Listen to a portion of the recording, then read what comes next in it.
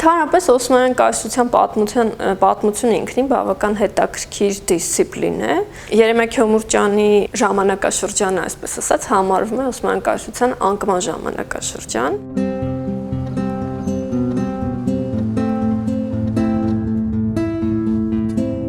Գայանե Այվազյանը Երևանի Մեսրոպ Մաշտոցի անվան Մատենադարանի ավագ գիտաշխատող պատմական գիտությունների թեկնածու է։ Հրանտինք հիմնադրամի փորձի փոխանակման ծրագրով անցած 6 ամիսներին նա աշխատել է Ստամբուլի Շեհիր համալսարանի արդի թուրքագիտական ուսումնասիրությունների կենտրոնում, իբրև այցելու գիտնական։ Նրա աշխատանքային թեման էր Երեմիա Քյոմուրճյանի որոշ անտիպ բնագրերի քննությունը եւ գիտական հրատարակությունը։ Ես Երեմիա Քյոմուրճյանի պատմագրական ժառանգության ուսումնասիրությամբ զբաղվում եմ արդեն 5 տարի է, բայց Ստամբուլում աշխատանքը շատ հետաքրքիր դիտակետեր բացեց իմ ներսում, վերաբերող Օսմանյան կայսրությունում եւ մասնավորապես Ստամբուլում հայ համայնքի կյանքին, առօրյային, դիրքին։ Ինձ համար ես շատ մասնագիտական հարցեր ձևակերպեցի, որոնք իմ մեջ չէին հնչել նախկինում եւ դրանք մասնավորապես վերաբերում են մահմեդական միջավայրում այլադավան համայնքի կյանքին, գործունեությանը, փոխհարաբերություններին, որոնք շատ բան են կանխորոշում Երեմիա Քյոմուրճյանի պատմագրական ժառանգության մեջ։ Երեմիա Քյոմուրճյանը հայ մատենագրական մտքի նշանավոր ներկայացուցիչներից է։ Ապրել եւ գործել է Ստամբուլում 17-րդ դարում։ Մեզ է թողել հարուստ ու շարժան գրական ժառանգություն, պատմություններ, օրագրական գրառումներ, տեղագրություններ, ջատագովություններ ու հակաճառություններ, նամակներ, գանձեր, ողբեր, տաղեր, որոնց ինքնագրերն ու ընդօրինակությունները այսօր սփռված են հայերեն ձեռագրերի շատ կենտրոններում եւ հավաքածուներում։ Գրական գործունեությունը զուգահեռել է պոլսահայ համայնքային կյանքում զբաղեցրած պաշտոնավարությամբ։ Եղել է Պատրիարքարանի գրագիրն ու Պատրիարքի խորհրդականը։ Քյոմուրճյանի պատմագրական ժառանգությունը կարևոր աղբյուրագիտական արժեք ունի ինչպես պոլսահայ կյանքի, այլև Օսմանյան կայսրության պատմության ուսումնասիրության գործում։ 17-րդ դարի Օսմանյան պատմագրական միտքը նույնպես բավական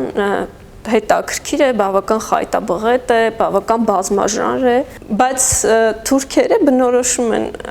այդ ժամանակաշրջանը որպես անկման շրջանի պատմություն, բայց եթե նայենք չափորոշիչները ըստ էության, թե Օսմանյան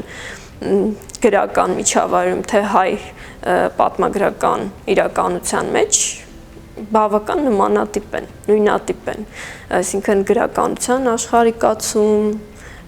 ժանրերի ավելի լայն կիրառություն, օրագրական, ճամփորդական բնույթի գրառումների ավելի մեծ ներկայություն։ Հետևաբար շատ հետաքրքիր է դիտարկել Քյոմուրճյանի պատմագրությունը։ Իհարկե չեմ կարող ասել, որ Ստամբուլը օսմանագիտության ամենալավ, ամենամեծ կենտրոնն է այսօր, բայց այնտեղ պահվող նյութերը, միջավայրը շատ արժեքավոր, շատ կարևոր են որևէ ուսումնասիրողի համար, որ զբաղվում է օսմանագիտությամբ։ Թուրքերենով թարգմանված գրականությունը անսահման մեծ է, ասում է Գայանեն։ Շատ պատկառելի եւ ազդեցիկ թարգմանական դպրոց ունեն։ Հետևողականորեն թարգմանում են համաշխարհային գրական, տեսական, գիտական մտքի բոլոր նվաճումները։ Թուրքերենով կարելի է գտնել առանձին դպրոցները ներկայացնող ուսումնասիրություններ գրված գերմաներենով, անգլերենով, ֆրանսերենով, աղբյուրներ, ճամփորդական նոթեր, օրագրություններ, ամեն տեսակի ժանրային գրականություն թուրքերենով կարող ես գտնել եւ կարդալ։ Սրա կողքին իհարկե ես չէի ասի, որ թուրքական աղբյուրների հրատարակության կամ թե քննական բնագրերի կազման տեսակետից ամբողջ աշխատանքը արված է, որովհետև շատ աղբյուրներ կան, որոնք